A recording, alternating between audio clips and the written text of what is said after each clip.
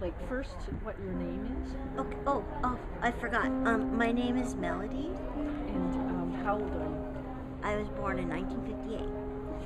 And so that makes you... I had a mastectomy as an infant, so I'm not really sure how... Like, I've been struggling with school, getting fired from jobs, and what happened is that in 1997 somebody paid to have a brain scan, and I already knew that I had attention deficit disorder and obsessive compulsive disorder, but it also revealed a left temporal lobe brain injury. So anyway, it's a left temporal lobe brain injury, and it probably has a lot to do with why I have some of the troubles that I have.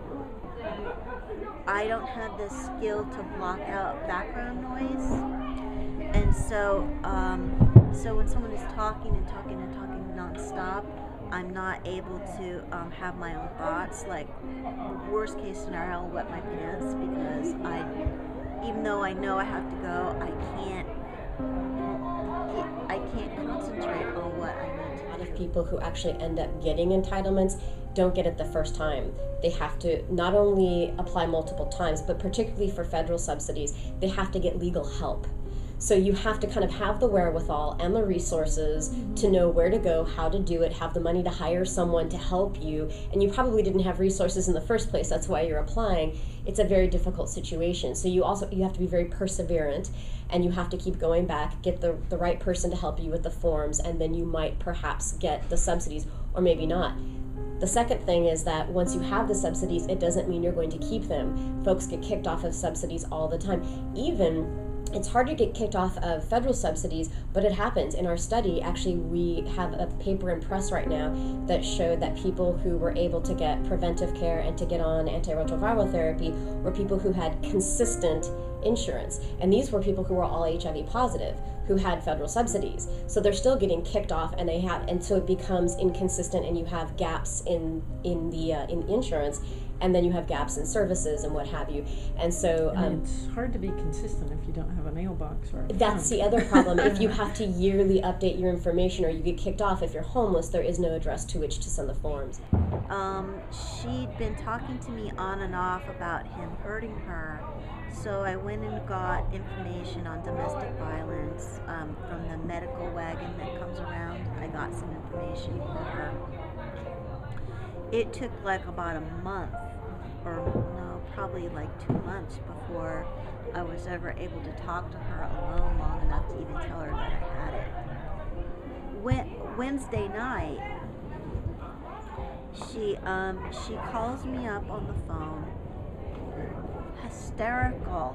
Help me, I need help, like not even coherent, yelling. One example that we've heard more than one time are situations where a woman might be in her apartment or hotel room and her boyfriend comes to visit, he beats her up, she calls out for help, and she gets evicted because she, quote, disturbs the peace. Once you're evicted, it's really hard to get a place to sleep. And now you're like, okay, I'm homeless. You lose your deposit. You lose your, yes. Which is huge. And your credibility. And your credibility. Because you have an eviction for violence. Wednesday night is when she called and wouldn't tell me where she was, and then they come back, and then she calls me, she says she's eating something, and then so I start to get ready to go to sleep, and before I can go to sleep, I hear her screaming to the camper. By now, he's with the kid inside, and she's screaming. So what we know now, especially about domestic violence and even about homelessness, is that what children are exposed to from the time of their birth as they're growing up dramatically affects their well-being as adults.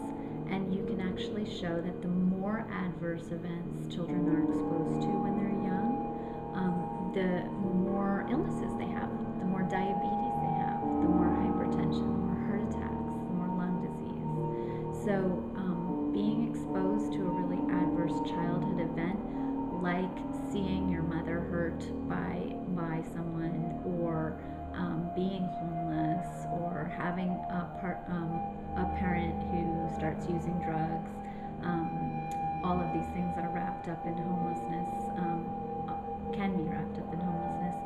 Those things actually predispose a child actually to be homeless as an adult.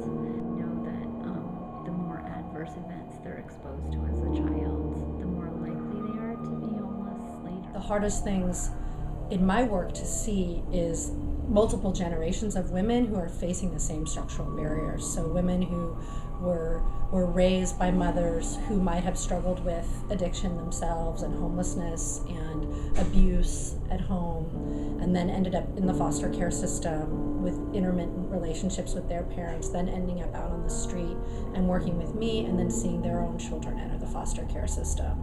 And it's incredibly tragic, and when it really also highlights how much beyond the individual this is. When you see it I've tracked 23 pregnancies in the past 4 years among homeless women, and when you see that almost to the one, they all have this pattern of really disrupted childhoods, inconsistent relationships with their parents, of really negative involvements with institutions, and then that cycle is repeated and reproduced for a whole nother generation of kids who are now entering that system. And it really makes you stop and say, what can we do about the system and the structural barriers that these women face, so that we're not producing the next generation of homeless women.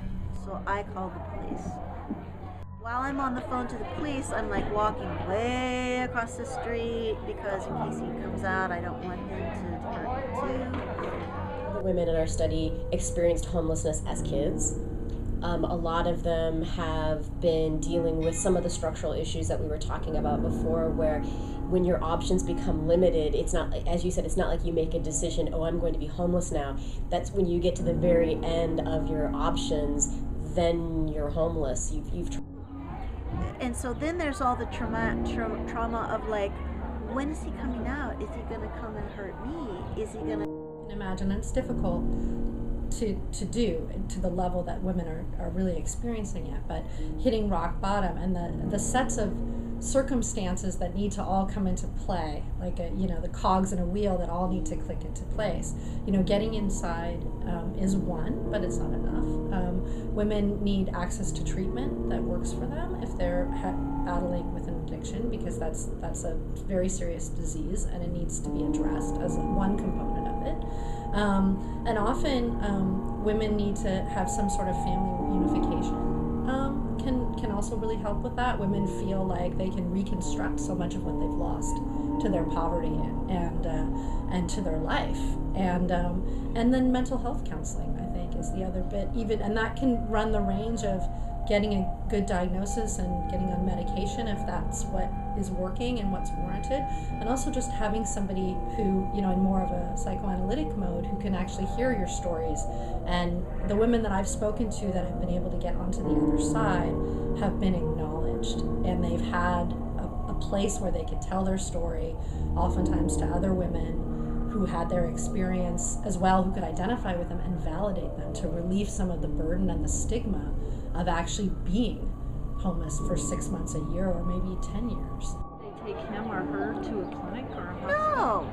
No, I gave... This is a community of people, that needs to be acknowledged and, and helped as well and supported, so that they can, these are people who have had families, who were children themselves. They always, think about homeless people as if, as you said, they just popped up out of nowhere, and that's not the case at all. And so we need to think about it as a community and support programs. Pretty consistent and very strong in that it's social support consistently predicts better health outcomes, consistently predicts better housing outcomes. So social support with at least one other person, as well as a community, and there's a whole huge new body of literature and a lot of research on your community, your neighborhood, your environment, kind of the where you are has a huge influence on all of this too.